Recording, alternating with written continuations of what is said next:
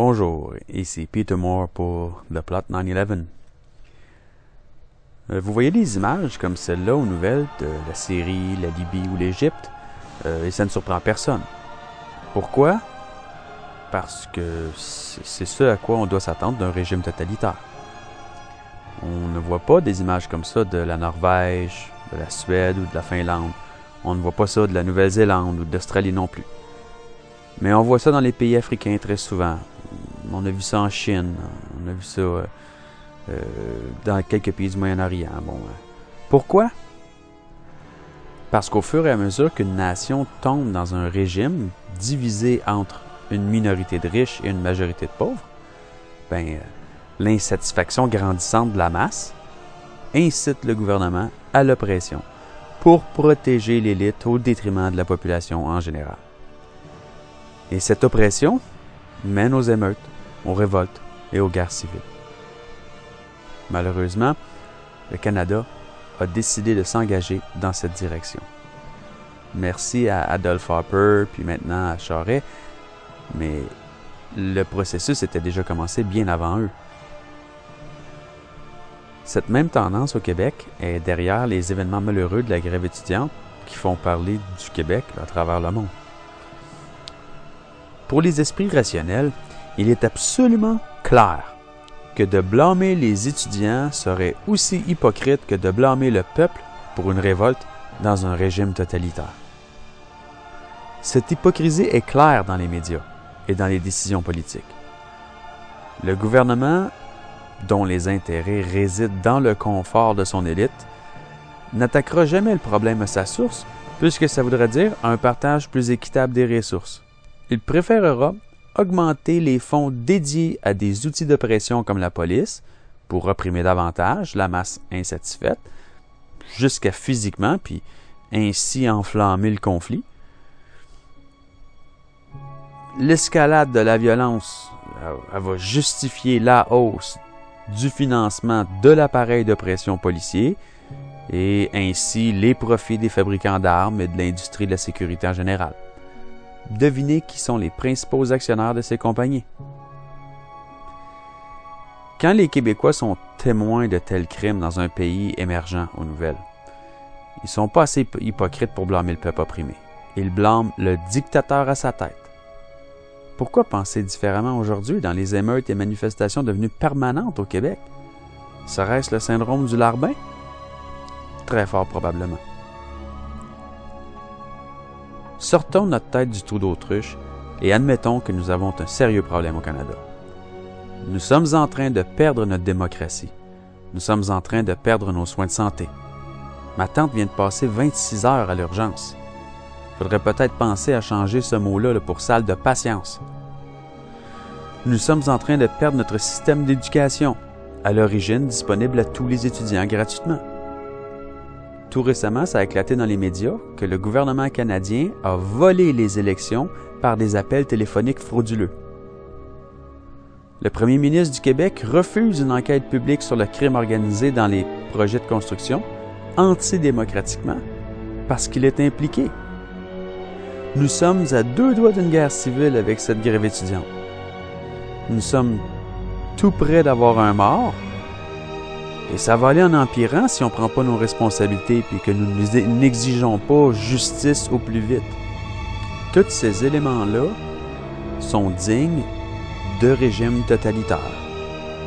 Ben oui, c'est pas une démocratie, ça, là. Alors, la raison pourquoi que vous commencez à voir le Québec aux nouvelles comme les pays de l'Afrique, c'est tranquillement parce qu'on est en train de devenir comme eux, là. C'est pas vrai que les étudiants de la génération présente là, sont soudainement devenus fous, là. Sont soudainement devenus violents, là. Non. La raison pourquoi que nous, on le faisait pas quand j'étais jeune, puis qu'eux le font aujourd'hui, c'est parce que nous autres, c'était encore vivable. Il y avait des riches quand même, mais on n'était pas opprimés là, comme on l'est aujourd'hui. Puis nos premiers ministres volaient pas les élections frauduleusement, puis notre premier ministre n'était pas dans la mafia, là, avec des projets de construction, puis qui donnait à ses amis, puis ça. C'était pas corrompu comme c'est aujourd'hui. Alors, on n'avait pas de raison de descendre dans la rue. Les étudiants, aujourd'hui, ont toutes les raisons de descendre dans la rue, surtout quand on leur dit que c'est eux qui vont payer la facture de tous ces crimes-là. C'est fou, là. La raison pour laquelle on perd tout ça, là, il y a un point commun, là. Notre argent part en fumée, là. Elle s'en va dans les coffres des banques sans arrêt. C'est pour ça que les banques enregistrent des profits records. L'argent paraît pas dans leur coffre. Ce n'est pas de l'argent qui leur est envoyé là, d'une tribu dans le fond de l'Afrique. Non, non, c'est de l'argent qui vient de nous. C'est notre argent. L'argent du gouvernement, l'argent du peuple qui s'en va dans les coffres des banques. Puis c'est eux qui causent tout ça, là. Puis si on ne s'attaque pas à ce problème-là, ben, ça va être bientôt la guerre civile. Puis là, vous allez blâmer ceux qui manifestent, ceux qui se révoltent. Non, non, c'est les héros, ces gens-là. Là. C'est les gens qui sont assez courageux pour dire c'est assez, c'est assez. Blâmer ceux qui s'insurgent est aussi ironique que de voir un gars défendre son tortionnaire en attaquant celui qui vient essayer de libérer ses chaînes de la salle de torture. Bon, vous ne le saviez pas avant, vous vous êtes fait entourlouper à croire que c'était normal, que les étudiants, il fallait qu'ils paient leur juste part, que tous les prix tout augmentaient, donc il fallait que le prix d'éducation augmente aussi, puis qu'ils devaient payer plus, puis c'était normal. Ben là, regarde, vous êtes fait avoir. Pour de vrai, là, c'est de remplir les coffres des banques. Ça revient à ça. Puis les gens qui vous ont convaincu de ça, c'est des mafiosos qui ont volé des élections. C'est du monde, c'est des croches. Puis vous leur faites confiance, mais vous le savez que c'est des menteurs. Vous le savez dans le fond de vous là, que les politiciens, c'est des menteurs. Alors arrêtez, là. C'est pas les étudiants les menteurs, OK? Puis c'est pas Gabriel Nadeau le menteur, OK? C'est les politiciens les menteurs. Ça a toujours été comme ça, puis ça n'a pas changé. C'est juste que là, ils exagèrent. Il faut mettre un terme à ça. Alors, un peu de dignité. Prenez la rue, vous aussi. Sortez vos pancartes. Le but, c'est pas de garrocher les briques sur la tête du monde. Le but, c'est de dire assez, c'est assez. Puis il y a moyen de faire ça sans que ça déborde dans la violence. Mais si ça déborde dans la violence, arrêtez de blâmer les étudiants, s'il vous plaît. La santé, l'éducation, les services sociaux comme ceux-là devaient être gratuits pour tout le monde. Puis on va payer ça sur nos taxes, puis les plus riches vont payer une plus grande part. C'est tout. J'ai entendu aux nouvelles des gens qui ont l'air intelligents, mais qui disent qu'on doit respecter les décisions de notre gouvernement sous prétexte que nous vivons dans une démocratie et que notre gouvernement a été élu démocratiquement.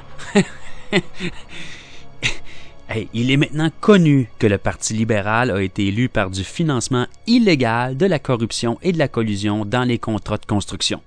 Qui est encore assez naïf pour se faire croire que c'est une démocratie? Ces gens-là regardent-ils les nouvelles? Spécial demain, c'est clair que le gouvernement veut punir les procureurs de la Couronne pour avoir osé demander une enquête publique sur la corruption dans le monde de la construction. On s'attendait à des représailles, mais là, c'est la guillotine. Depuis quelques mois, on a assisté à une mascarade. Le gouvernement a fait semblant de négocier pendant qu'il préparait sa loi spéciale contre les procureurs, sa deuxième en moins de 5 ans.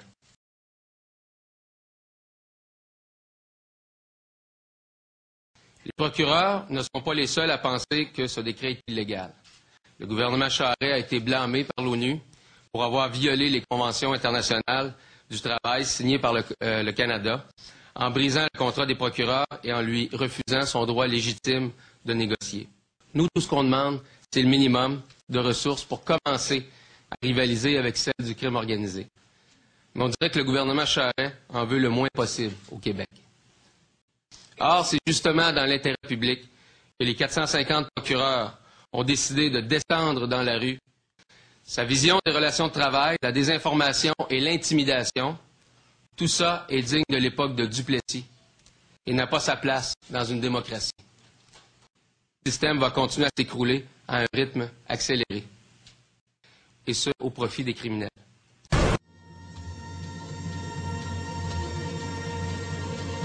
Le peuple n'a plus d'élus dans le Parlement qui le représente. Le seul Parlement où le peuple est représenté est la rue. Les mafieux qui mènent vont vous l'enlever d'ici peu. Entre autres, à cause de ces mauviettes naïves, atteintes du syndrome du larbin, qui crient au respect de cette oligarchie plutocratique déguisée en démocratie. On parle déjà de vous enlever le droit au masque pendant les manifs. Je suggère que tout le monde porte un masque dans toutes les manifs. Ils ne pourront pas arrêter tout le monde, c'est impossible. Ils n'ont pas les ressources. Encore une fois, c'est le nombre qui fait notre force. De plus, les policiers, les lâches, portent tous des masques. Leur numéro de matricule n'est pas visible. Il faudrait au moins exiger que leur numéro soit écrit en gros dans leur dos et sur leur masque de lâche avant de nous-mêmes se plier à ces méthodes de pression dignes de dictature. Comme ça, on pourra les identifier au moins quand ils matraquent les gens Dans le passé, il y avait une marge de manœuvre. Si les étudiants tombaient en grève, on pouvait taxer les contribuables davantage pour annihiler les frais supplémentaires aux étudiants puis les renvoyer dans leur classe. On pouvait couper dans les allocations familiales, le chômage, les soins de santé, etc. Mais là, tous sont taxés au maximum. On s'attaque donc à ceux qui ne travaillent pas encore. C'est grave! Charest ne bougera pas, même si ça veut dire qu'il perdra les élections dans l'impopularité, parce que ce n'est pas lui qui décide. Il est incapable de rembourser la dette du Québec. Il doit donc répondre aux exigences des créanciers de Wall Street. Lucien Bouchard nous l'a avoué lorsqu'il était premier ministre. Il est allé négocier le budget du Québec à New York parce que c'est eux, à Wall Street, qui décident. Les réformes imposées étaient si horribles qu'il a refusé de commenter à son retour de New York, jusqu'au lendemain. Les mégalomanes de banquiers ont endetté les pays du tiers-monde, puis nos gouvernements, puis nous en tant qu'individus, de sorte que nous sommes leurs esclaves. Le gouvernement n'est plus en contrôle. C'est pourquoi Charest ne peut pas revenir sur sa décision. Les créanciers lui ont imposé d'aller prendre l'argent dans la poche des étudiants. On ne peut ainsi plus compter sur les adultes de notre système pour le défendre. Ils sont si endettés qu'ils doivent aller travailler. Ils doivent payer des sommes faramineuses chaque mois pour pouvoir garder leur maison, leur voiture, leur carte de crédit. Prendre la rue pour eux n'est plus une option. À moins qu'ils voudraient perdre leur maison parce qu'ils ne seront pas capables de payer à la fin du mois s'ils sont dans la rue avec nous. Les étudiants sont la seule chance qui reste, car ils ne doivent rien à personne. Pas encore, anyway. Mais les sadiques comptent changer ça en les endettant hors de bon sens. Soit vous supportez les étudiants avant que le droit de manifester, notre dernière chance, soit illégalisé, soit vous devenez les maîtres de votre propre esclavage, duquel même nos descendants ne pourront plus se libérer. Gloire à la résistance. Quel est notre rêve secret? C'est de voir la jeunesse foutre un coup de boule à Castaldi.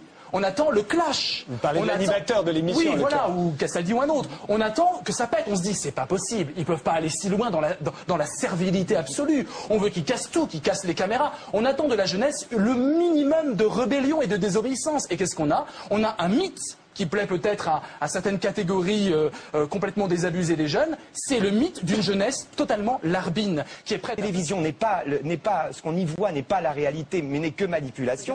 Maintenant, c'est devenu clairement un territoire répressif, un territoire où on essaie finalement de manipuler les consciences et de créer un monde qu'on va pouvoir manipuler de toutes les manières, de manière politique, par l'argent, etc., etc.